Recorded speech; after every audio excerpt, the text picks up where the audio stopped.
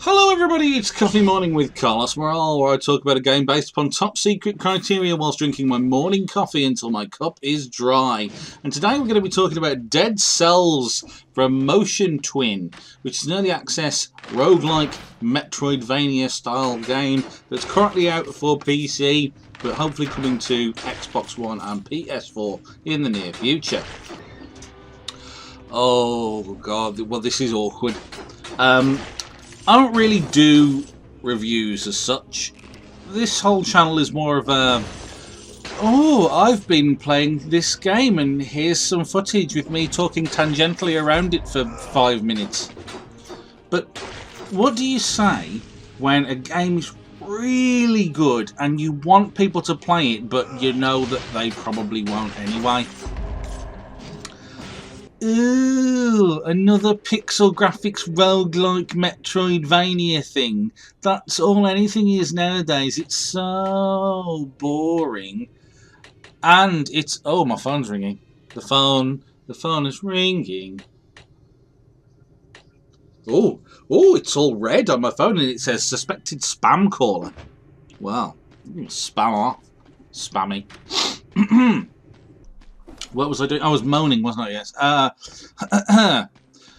Another pixel graphics roguelike Metroidvania thing. That's all anything is nowadays. It's so boring. And it's in early access too. When's Destiny 2 out? But you're all good people, and I understand. Exactly how many of these types of games are you expected to play anyway? It's either these or crafting survival games with zombies. And the fatigue is real. But the answer to the question is, 1. You need to play one of these pixel graphics roguelike Metroidvania things, and it's called Dead Cells. It's really, genuinely, very bloody good. And Motion Twin haven't even finished it yet. Because that's another thing, isn't it, early access?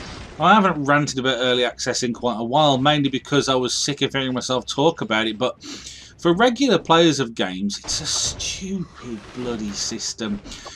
You want to spend 15 quid on 2/3 of a game that may never be completed and has janky placeholder shit everywhere. You don't. You'd rather have a complete game, you say. I get wanting to support developers and ideas and all, but irrespective of money, how much time do you actually have to play games? Are you going to play through an early access title and then play it again at launch? What about the 500 or so other games that are vying for your attention at the same time? There's just too many games, and too many of them are too close to average to really be worth your time. Dead Cells isn't like that. Dead Cells could happily be fully released today without any additional content, and it would still be worth your time and money. Dead Cells, along with last year's Seraph and Stardew Valley, is hitting my list, snappily entitled Indie Video Games That You Really Shouldn't Ignore Because They're Awesome and Playing Them Will Make You Awesome Too. When you're buried up to your wiggling eyebrows in new games, old games, classic games, your nostalgic favourites, stuff your mate Chris suggested, stuff that came out last year but is actually 5 years old now and the multiplayer community already died, and the games that you play to do your dailies on, even though it frankly seems like a bit of a chore most of the time.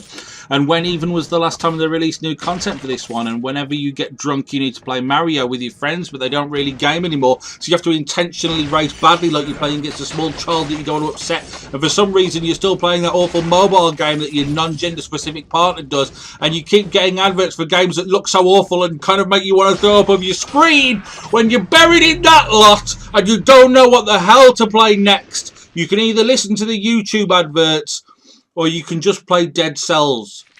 Trust me, it's really good.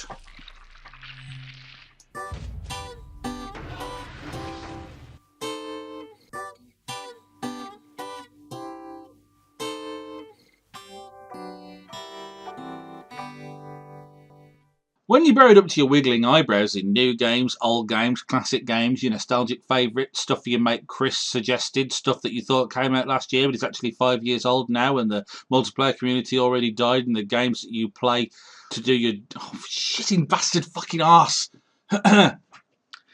When you're buried up to your wiggling eyebrows in new games, old games, classic games, your nostalgic favourites.